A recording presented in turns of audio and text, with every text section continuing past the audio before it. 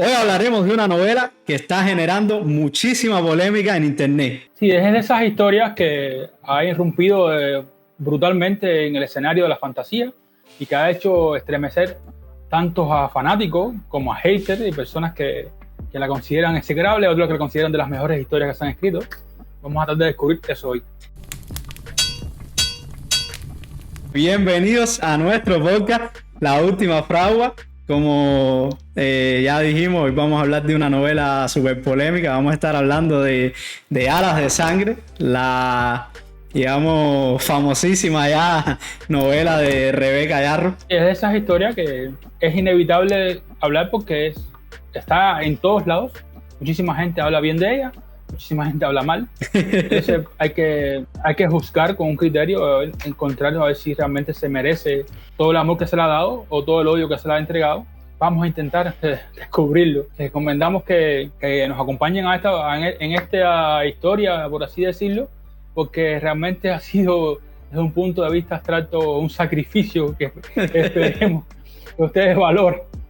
Así mismo, esta novela ¿es lo que promete o es solo humo y espejo? Vamos a estarlo descubriendo hoy, pero no olviden suscribirse a nuestro canal para que no se pierdan ninguno de los episodios que estamos trayendo aquí cada semana con estos temas de ciencia ficción y fantasía, los que comentamos acá.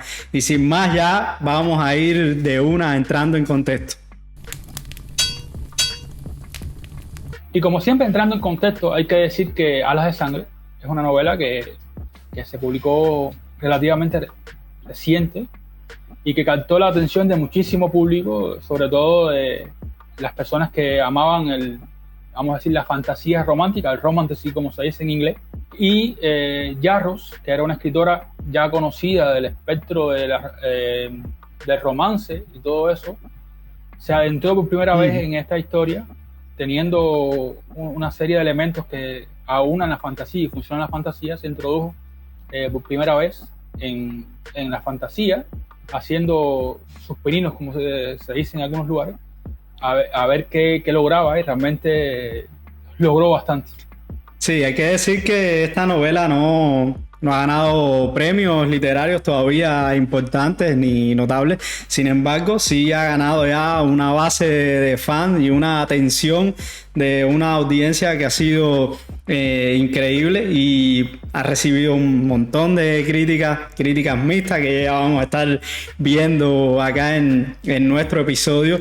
Y lo otro que hay que decir es que hay una pregunta aquí que nos surge aquí en medio de todo el contexto de esta historia, y es que podemos decir que Rebeca Yarros ha logrado realmente trasladar toda su, vamos a decir, su experiencia escribiendo romance a la fantasía, a este terreno con éxito. Y logrando algo, no sé, sí. Si realmente ha logrado algo realmente novedoso, algo que sea interesante.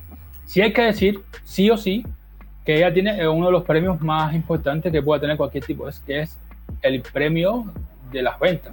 Ha vendido millones de libros. Sí. Eso sí es indiscutible y eso está ahí. Y ya entrando también en la trama, podemos decir que la historia nos traslada a un universo, el Empirio, donde existe un reino dividido por castas y que la violencia impera y se está fraguando una guerra entre los dragones y los seres humanos. Y Violet Sonrayhill, la protagonista, se va atrapada en medio de este conflicto, y que más adelante se van descubriendo secretos, habiendo el descubrimiento del universo, por así decirlo, de cierta manera. Sí. Y elementos que podrían convertir la guerra en algo diferente y todo eso. Esa es en grandes rasgos la trama en general. Sí, de la historia. Después se va desarrollando con otros elementos, pero sí. Sí, digamos que hay que hacer como un paréntesis aquí. Hay que decir que Yarros se interesa mucho más por crear escenas de acción cliché y crear toda esta atmósfera de romance y todo esto, que realmente prestarle o enriquecer la trama y desarrollar la trama de una manera sólida y creíble. Es una parte que vamos a estar tratando más adelante, pero hay una falta de lógica aquí en algunos elementos de la trama que hacen que la historia se tambalee por un lado y por el otro. Entrando ya en el world building, hay que decir que el mundo que Yarros construye aquí en esta novela, en Alas de Sangre, es vasto y está lleno de ciertos detalles que los lectores podrían encontrar o no relevantes. La autora se esfuerza bastante por crear un universo que trata con mucha fuerza de corazón de ser convincente, con un universo con su propia mitología, con sus propias reglas, con sus propias culturas. Por otro lado, el mundo del Imperio se presenta como un lugar violento, un lugar oscuro, un lugar con cierta mística casi de Grindar, donde existen ciertas religiones, ciertos sistemas políticos que te dan la sensación de opresión que hay. Y aquí es una de las máximas expresiones que no basta con presentar una historia cargada de sexo y de violencia para demostrar una historia adulta. Porque no basta con que haya sexo, no basta con que haya violencia para que la historia sea profunda, tenga extremos en la psicología humana, porque realmente lo que determina que algo es profundo, lo que hay que sea adulto es que haya elementos adultos, o sea, superación de los personajes, profundidad psicológica, introspección, la capacidad de tú ver la humanidad dentro de las cosas fallas, la capacidad del ser humano de tener matices y ser grises. Y aquí solamente vemos, y perdónenme los que no es, adolescentes cachondos, que sus motivaciones más grandes son muchas veces el sexo. Y fíjate, yo no estoy en contra del erotismo. El erotismo es un componente importante de muchas historias, pero aquí no. O sea, aquí no, es que rompe por completo el esquema.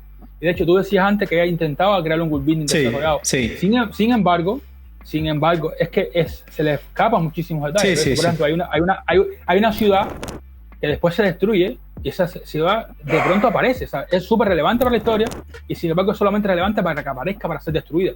Y que tú dices, bueno, no sé, son pequeños agujeros que realmente tú no notarías, pero de otra manera, no sé, igual la construcción de la relación de los personajes, eso lo hablaremos después, pero en fin, es un world building que tiene la intención de presentarte un universo rico, pero tiene al mismo tiempo muchos agujeros en cuanto a la forma en que se estructura y que la ambientación en muchísimas partes solamente te muestran el elemento más visible en ese momento para que tú como lector te identifiques con el lugar en que está, pero yo creo que en muchas partes adolece de elementos, o sea, de aristas.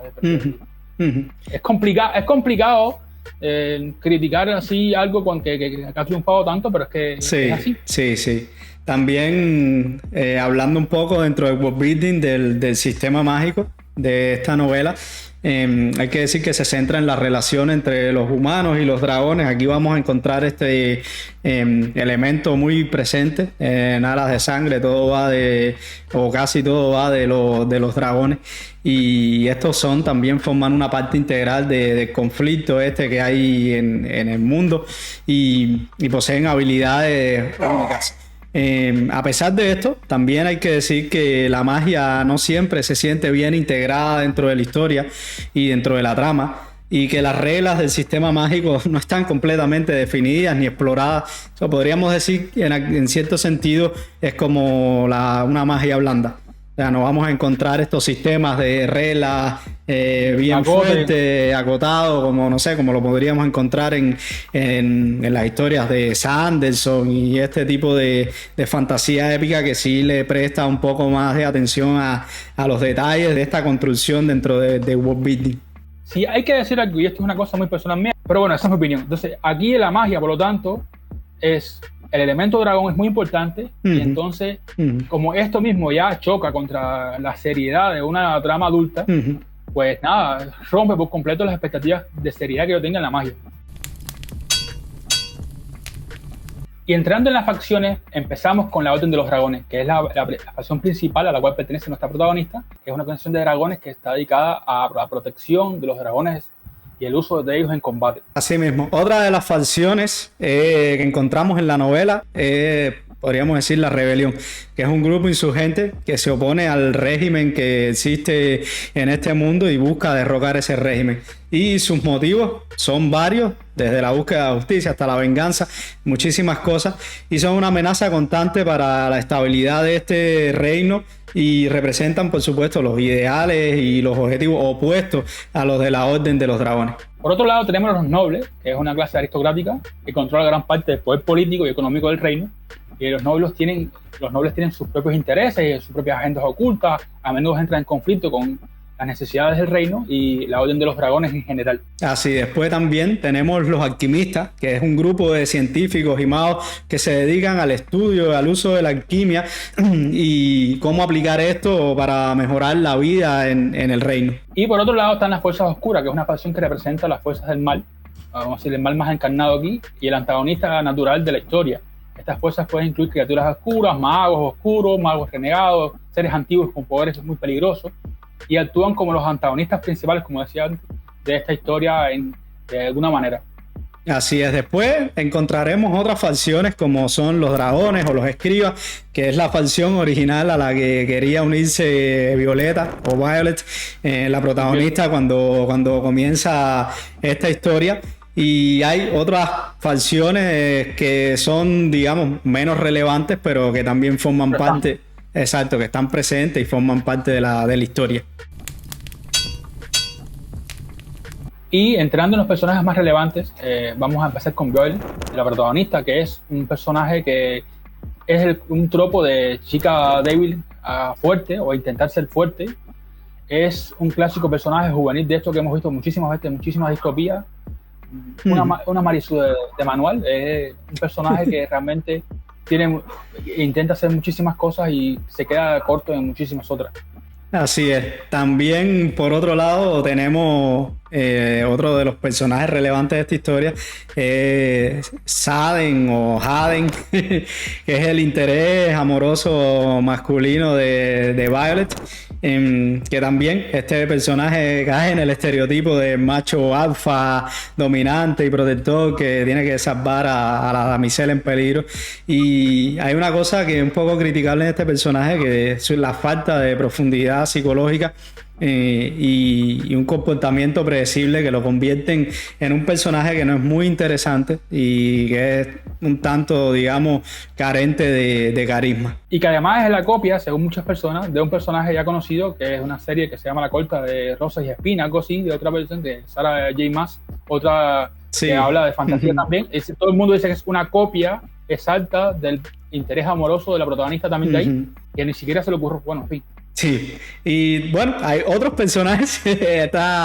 Aquí no hay mucho que hablar de los personajes porque realmente Rebecca Yarros no le dedica mucho tiempo a desarrollo de personajes ni nada de esto en esta historia. Digamos que aunque ella mejor intenta... amigo, sí, después hay otro interés amoroso también de Violet y se forma este medio triángulo ahí en que los hombres están luchando por ver quién es el que ella elige y todo esto, pero Yarros, digamos que intenta dar algo de profundidad a los personajes secundarios sin conseguirlo realmente, y muchos de estos otros personajes caen en los arquetipos clásicos y comunes y no logran destacarse de manera significativa dentro de la historia.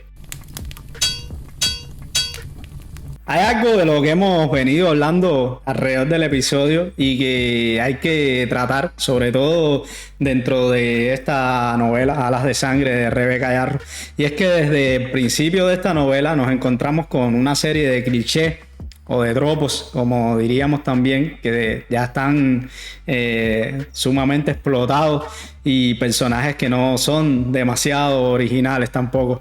Rebecca Yarros, hay que decir que utiliza y reúne una gran cantidad de estos tropos que ya son bien conocidos en la literatura en general para construir la trama de Alas de Sangre.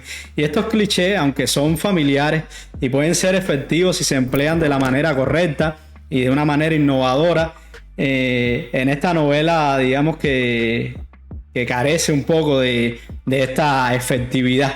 y hay ciertos argumentos que juegan en contra de la manera y del uso que se le ha dado dentro de esta novela. Son estructuras pero vacías de forma.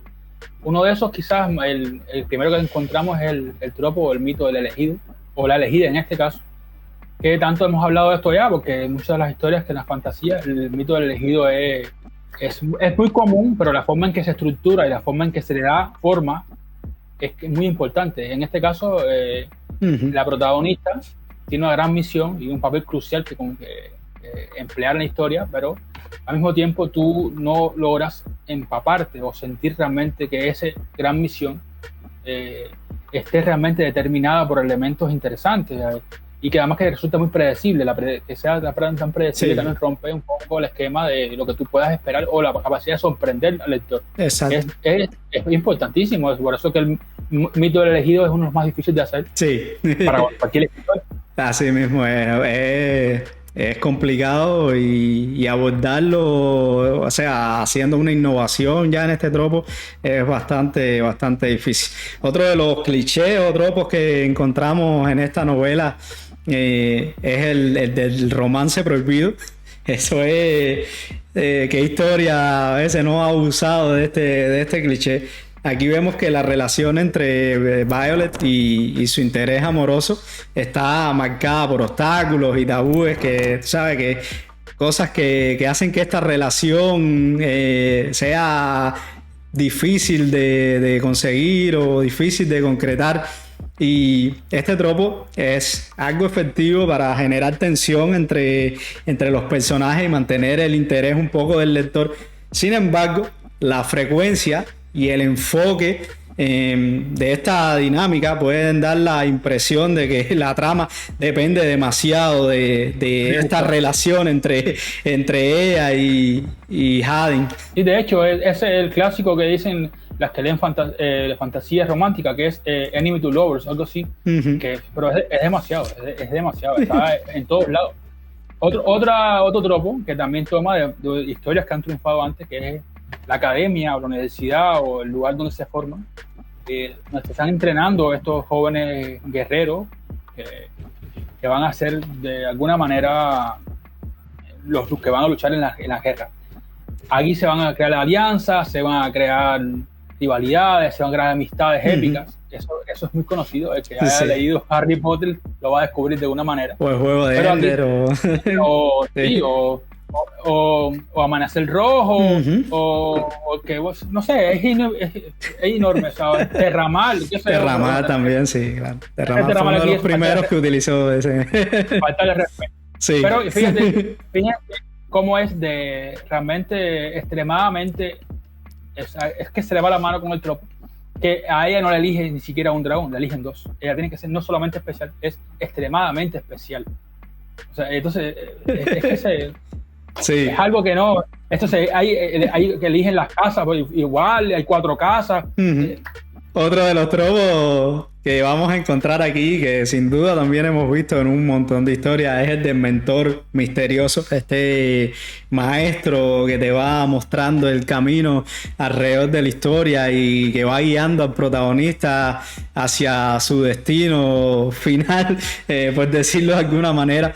Y aunque este tropo a veces es útil para el desarrollo del personaje principal en las historias y este tipo de cosas, también digamos que se vuelve algo predecible y que en esta novela específicamente Yarro digamos que pudo haberse tomado el tiempo para desarrollar un poco más este tropo, lo cual podemos decir que no hizo muy bien. Y de hecho, este tipo de tropos se usa generalmente para explicar el universo. Y aquí se desperdició eso, que no te explica casi nada de lo que está pasando en el mundo. Es un desarrollo, como ya habíamos dicho en la parte del desarrollo de los personajes. No es como que Rebecca Yarros le dedique mucho tiempo a profundizar en sus personajes secundarios ni nada de esto. Y aquí este es un personaje secundario como casi todos los demás.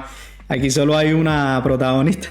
Sí, y por otro lado estamos un tropo que debería ser ofensivo. Digo yo, en estos tiempos que todo el mundo se ofende de tantas cosas, porque la protagonista pasa por ser un ejemplo de mujer que se hace a sí misma, mujer que pasa de ser débil a fuerte, una protagonista que es capaz de enfrentarse a sus problemas de una forma poderosa y sin embargo cae muchísimas veces en la disyuntiva de ser la damisela en apuros que estás para ser salvada por el macho alfa caracterizado que toda la vida tanto se ha criticado. Y lo que hace que sea visible, porque en los tiempos modernos no es que haya que ser una lucha despiadada, porque yo no me considero que eso sea necesario, pero las mujeres fuertes existen y son capaces de enfrentarse a sí mismas. Así, o sea, hay muchísimos ejemplos de mujeres fuertes que no necesitan a ningún hombre, pero necesitan a nadie, o sea, normal, son ellas, o necesitan a sus amigos, el conjunto de sus características, y aquí se ve esto despiadadamente, o sea, muchísimas veces necesita la ayuda de... Interesante cómo ha podido triunfar teniendo este tipo de elementos aquí en la historia.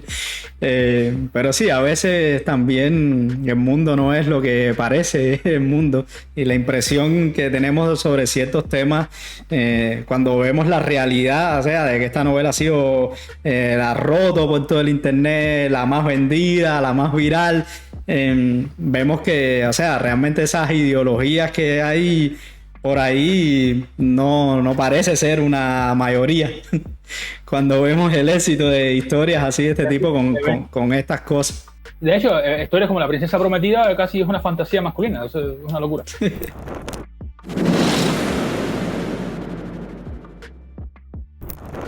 Y aunque esto va a ser rarísimo, porque esto va a ser una sección que va a ser única para este análisis, porque yo espero que nunca tengamos que hacer esto, vamos a hablar del romance y el sexo dentro de la historia.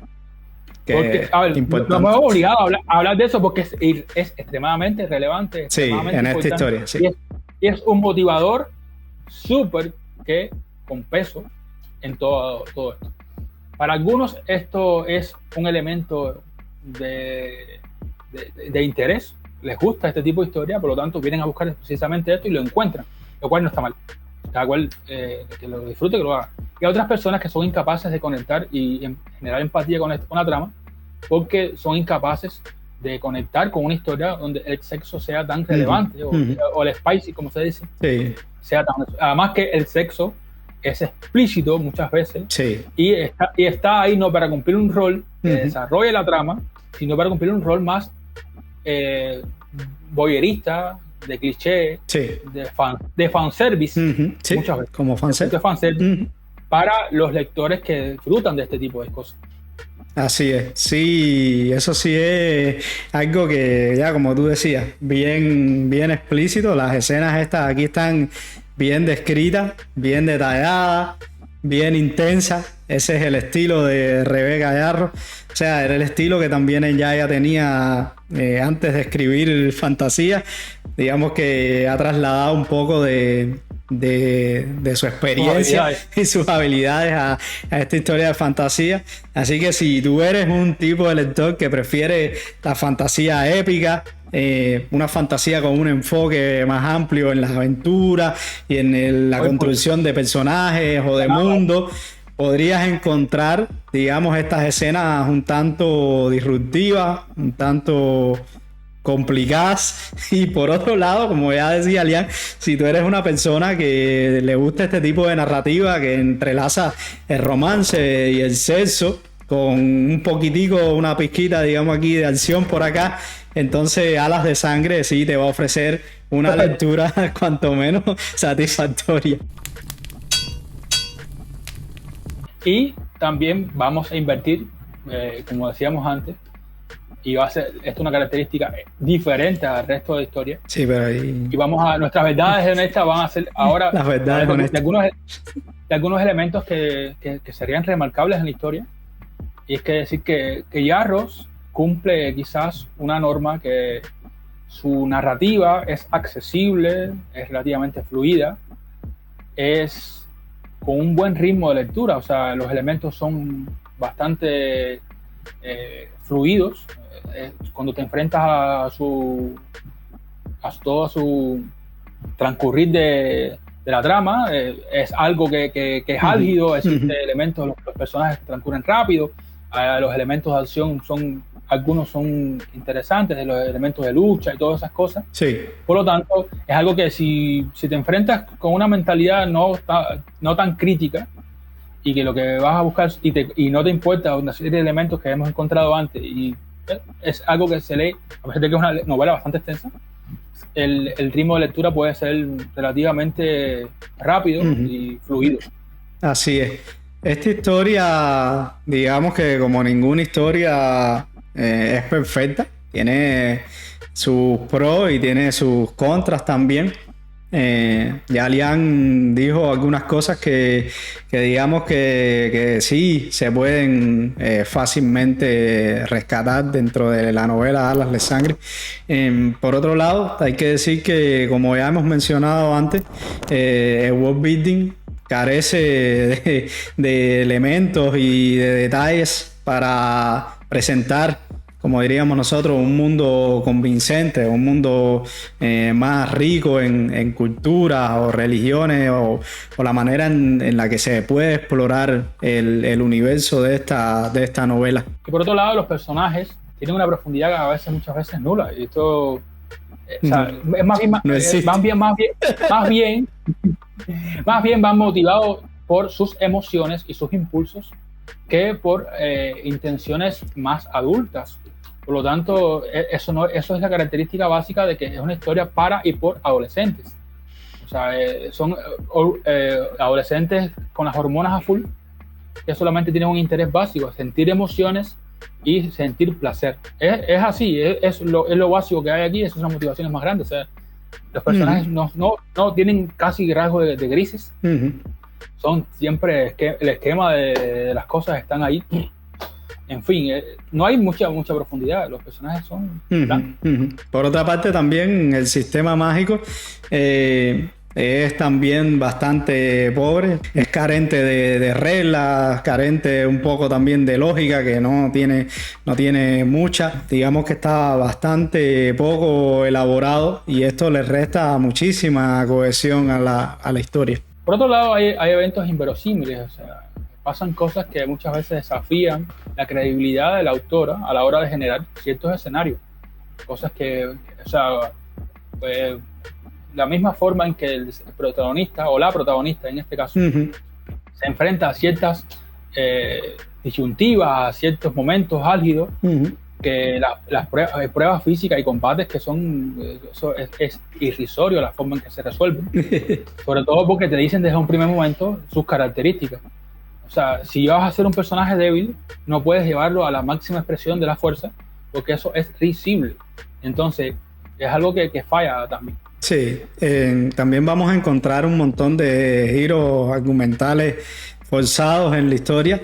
Yarro recurre muchísimo a estos plot twists, digamos, a estos giros poco convincentes también, y para generar tensión un poco dentro de la trama, pero al ser, o sea, tan descaradamente forzado, a veces es como que te deja con esa sensación de mal gusto, ese mal sabor. Sí, por otro lado podemos decir que si eres un lector que está acostumbrado a leer historias de fantasía, que hay historias de fantasías malas, porque quieres, pero las historias que le gustan son personajes bien desarrollados, con un world building, con elementos característicos que desarrollen, que tengan una lógica interna y todo eso más. Aquí se va a sentir extremadamente decepcionado al concluir la novela, porque no va a encontrar mucho de aquello de lo que busca. Como nosotros. No, hay que decirlo, o sea, eso yo quería decirlo desde el principio. Yo no pude terminar esta historia, o sea, yo lo intenté con toda mi fuerza, empezar a leer, y quizás cuando diga esto, y por ser honesto me van a decir los que llegan aquí muchísimas cosas, no te leíste toda la historia, no eres capaz por eso de criticarla, pero es que me fue suficiente, me fue más que suficiente para encontrar todo esto que le hemos dicho, porque dudo que lo que me faltara por leer me era convencer de lo contrario. También hay que decir, por supuesto, que le gusten estas historias con una prosa ligera y accesible, y con estas escenas de romance y cantidad cargadísimas de sexo y de fanservice, van a encontrar aquí también un tesoro. Esto es, imagínate tú, para gusto, como han dicho, para gusto los colores. Ya llegando a recomendaciones y el impacto que ha tenido esta novela, podemos decir que aunque Alas de Sangre tiene sus fallos desde una perspectiva crítica, su éxito también se debe a una combinación de marketing inteligente, temas atractivos, personajes relacionables y el poder de género también de la fantasía como medio de escapismo. Estos factores, digamos, mezclados junto con el apoyo de las comunidades lectores y todos los fans que ha levantado esta historia, y unido también a una presentación atractiva, han contribuido a que esta novela de Rebeca Yarros encuentre un lugar dentro del corazón, podemos decir de alguna manera, de muchos y muchos lectores. Mi recomendación quizás más importante, ¿sabes? Estaba el chiste aquí interno entre nosotros, no lean esto, pero no. O sea, yo estoy a favor de que todo el mundo entre y lee lo que le gusta y que disfrute lo que le gusta, y estoy en contra de la crítica exacerbada que lea algo. O sea, tú lees y lo disfrutas, perfecto, está bien para ti. Claro. Ahora, inevitablemente, decirte, si te enfrentaste a esto y te desagradó, no pienses, y vienes a la fantasía, o sea, tu nicho de entrada fue esto, no te quedes con que esto es la fantasía. La fantasía tiene muchísimos más elementos. Sí. Y hay mucho más por explorar, muchísimos más. O sea, aquí hemos hablado de unos cuantos libros que podrían ser tu escape a este escape. Y por otro lado, también si te ha gustado este tipo de historias y te ha encantado, creo que también podrías explorar otras formas de hacer fantasía que podrían ampliar tu universo y tu fracción de ver las cosas. Por ahí también, o sea, tanto si te gustó esto como si no te gustó, no te quedes solamente con esto. No seas el tipo de persona que lee solamente un tipo de historias. Exacto. Esa es mi recomendación. O sea, explora el mundo. O sea, hay muchísimas cosas escritas por ahí de distintos aspectos. Hay de romance también, que no están tan mal. Hay historias que no tienen romance para nada y que pueden también llegarte a ti. Y explora, o sea, sé capaz de atreverte fuera de tu zona de confort y leer cosas diferentes. Eso sí, algo también positivo también que sí podemos decir también sobre esta historia es que de alguna manera, al haberse convertido en una novela tan viral, ha sido capaz también de exponer la fantasía en general a mucho más público de que normalmente la fantasía está expuesta, y hacer que muchísima gente se interese por este género. Y que se acerque, y que eso mismo que le decía, llegue aquí, se haga preguntas de qué más existe y descubra un universo nuevo de cosas que se están haciendo de mejor o peor manera, pero están ahí. Entonces, esto es una exposición, es una ventana al gran público acerca de la fantasía, es un redescubrimiento para ciertos tipos de público, y que puede cumplir ese rol perfectamente. Claro. Y a tono de que se acerca la publicación del 5º libro del Archivo de las Tormentas, una historia que realmente tiene una construcción del mundo de las mejores que yo he leído, vamos a tratar de traerle una guía de lectura del Cosmere en general. Es algo complicado para un iniciado que se introduzca por primera vez y diga, si quieres salir de Alas de Sangre y quieres introducirte en un universo con creativo, un sistema mágico fuerte, un mundo bien construido, personajes profundamente desarrollados, con una psicología de personajes bien construida también. Sí, aquí es donde tienes que caer al Cosmere. Vamos a tratar de introducirte una guía para que entres al Cosmere lo más, vamos a decir, tampoco es un secreto guardado ni mucho menos, sino para que entres en los puntos de desarrollo lo más estructurada posible, para que no te pierdas la historia y que sigas la secuencia lo más disfrutable posible. Sí, así mismo es. Ya saben, desde aquí vamos a estar hablando la próxima semana de todo esto. No olvides suscribirte, no olvides compartir tampoco con nosotros tus opiniones. ¿Qué te ha parecido este episodio? ¿Qué piensas del fenómeno de Alas de Sangre de Rebeca Yarros? Interesantísimo. Déjanos por aquí tus comentarios y ahí nos vamos a estar viendo en el próximo episodio.